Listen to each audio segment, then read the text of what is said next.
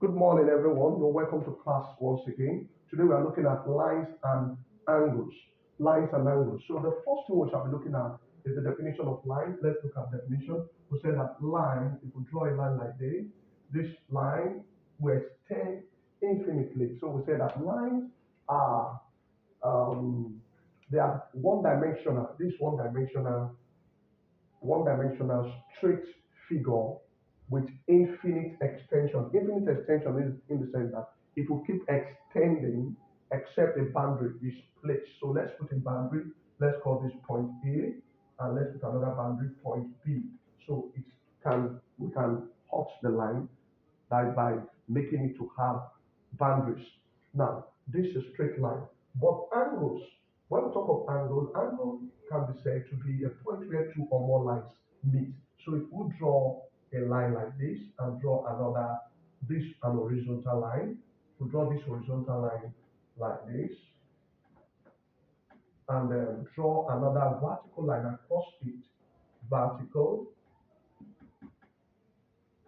an angle is formed here. So this an angle formed at point O. Let's call this point A, point B, and point C, point D, like this. So an angle is already formed. So these how angles are formed in on any line you draw. So with this, we'll be looking at types of angles. Types of angles. A different type of angle can be formed when lines meet at various points. So the first one, we'll talk about acute angle. So quick definition, acute angle is an angle that is less than 90 degrees. Less than 90 degrees. Then we have the second one, which is called obtuse angle. An obtuse angle that is greater than 90 degrees but less than 180 degrees. Then the next one we'll talk about reflex angle. Reflex angle. Reflex is greater, angle that is greater than 180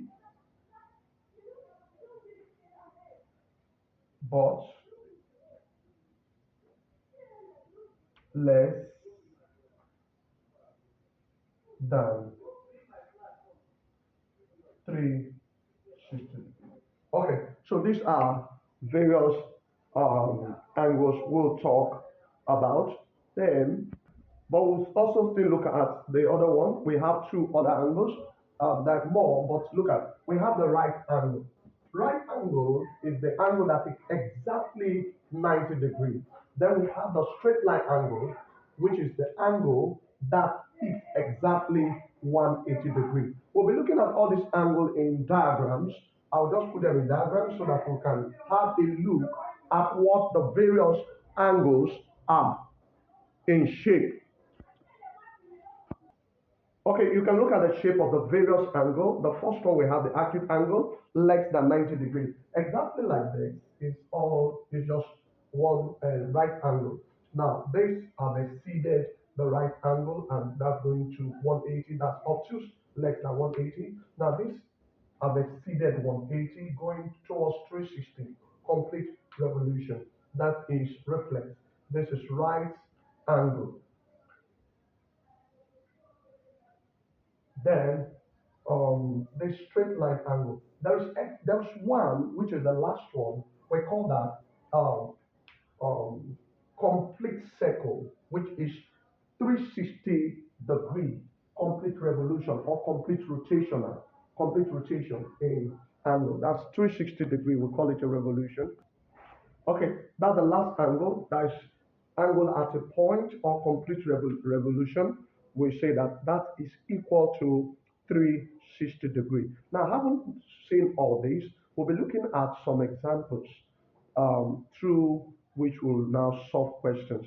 But before we talk about that, we need to know some other things that happens in a line. So we'll be looking through that. But first of all, let's digest and have an understanding of what this is all about. Okay, now we'll be looking at the relationship, angles relationship. There are various relationships between angles, that is between lines and angles. So we'll look at the first relationship that is formed when lines and angles come, that is when lines form angles. The first relationship we'll be looking at is the complementary angles. That's the angle that is formed. The angle is called complementary. Why is it called complementary? That when the sum of two angles is equal 90 degree or is made up to 90 degree, we say that such an angle is complementary. When the sum of two angles made up to be 90 degree, we say that that angle is complementary. So I put a diagram here to just show us an example. We can see that 30 plus 60, 30 degree plus 60 degree, that will give us 90 degree. So for example, if I have an angle like this, 80 degree plus 10 degree, that will give us 90 degree. So if I ask a question, what is the complementary of angle 75? Just simple. The complementary of angle 75, what you just need to do is say 75 plus y equals to 90, where y is unknown. So you just solve the equation y equals to 90 degree using our equation method, coming this way, that's 75.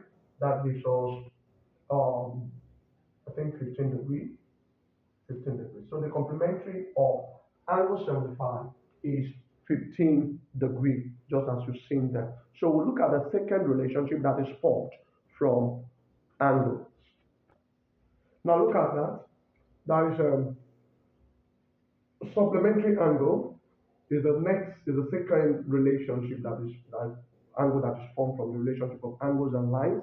Now, when the sum of two angles is equal 180, it is said to be supplementary. Now you can see that 45 degree and then angle 135. When you sum the two together, you have 180. So, for example, we say that what is the supplementary of angle, let's say angle 120, what is the supplementary?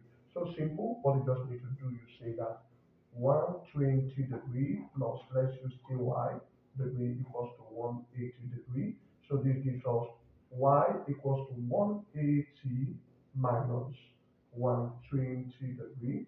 So we can see that this will give us 60 degree. So that will be the answer to that question. That is the next relationship. We'll go further to see more. Okay, the next thing we'll be looking at, we're looking at parallel lines.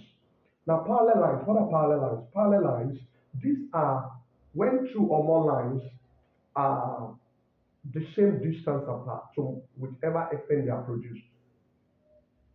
That lines that are always at the same distance apart to whichever extent they are produced, meaning that they can never intersect.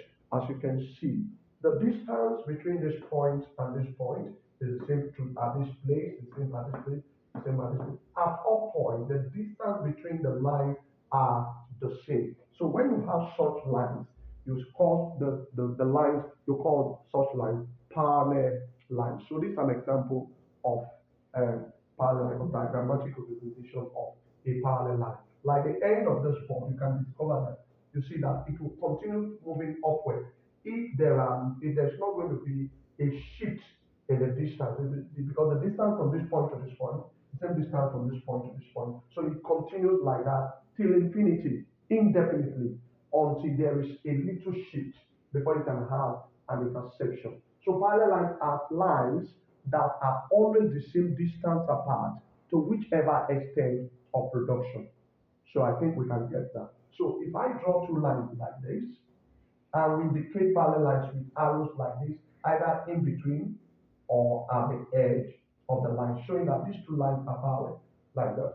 Now, a line can be drawn across parallel line. For example, if I draw a line like this, this line that is drawn across this parallel line, there is a name for it. We call this line transversal.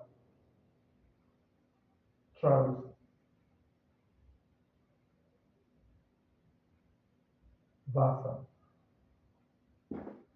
So the line drawn across parallel line is called transversal. We call that line transversal. So that's the line drawn across parallel line to bisect the bisect the line. A line drawn across parallel line, refer to it as transversal. Sorry for that.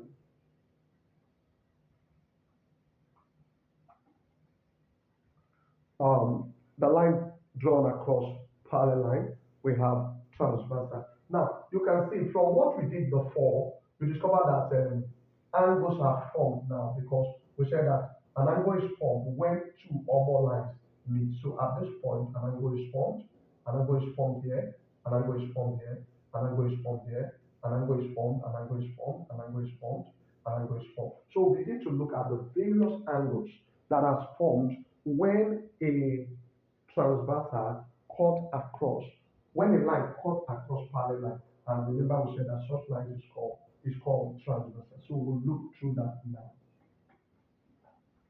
So let's look at the various angles that are formed when a line is drawn across parallel line. So let's take this. Here an angle is formed. Here an angle is formed. You observe that this angle here and this angle here, they look like the X angle because we have this. So we refer to this angle that is formed here, this and this angle, they are called vertically opposite angle. They are vertically opposite to each other. So that's to say that this angle here and this angle, they are also vertically opposite to each other. Yeah. So another thing you need to know when it comes to transversal, remember that this is a parallel line. This is a parallel line. So the point at which this line meets this first parallel line at this point is the same point it's meeting this one. So the angle that is formed here is the same as this angle. This angle here is the same as this angle. So likewise this angle, and so is this. So is this and this. So because the line, this transversal, meet these two parallel lines at the same point. So because of that, we'll look through this. So we'll be looking at the various angles that are formed. So let's look at the first angle that we have here. We have the vertically opposite angle. This angle and this angle, they are vertically opposite.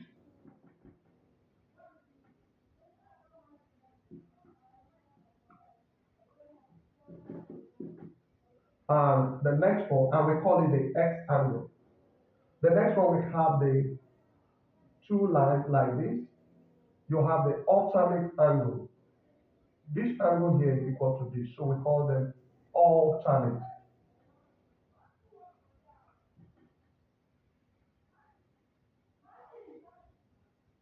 Alternate angles. So that this angle is this angle A, this angle B. A equals to B because they are equal vertically opposite, and this is B. If this is A, this is B. A equals to B.